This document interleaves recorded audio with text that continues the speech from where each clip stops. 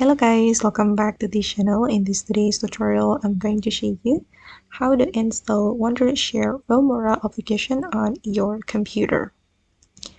Okay, let's get into it guys. Here I have opened my computer, and first of all, you can go to your browser and then you can search for Filmora. And then the Filmora official website will appear, and you just need to visit the official website, filmora.wondershare.net.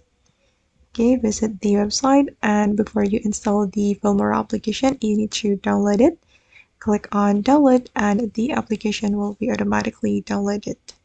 Okay, now it's done, and then we can go to the File Explorer, and this is the Filmora application we have just downloaded. If you want to install it on your computer or laptop, you can double click on it and you will have the option to install. Okay, just click on yes, and then you can continue the installation process. Okay guys, and that's all the way to install Wondershare Filmora application. I hope this tutorial will be useful for you. Thank you so much for watching, and see you in the next video.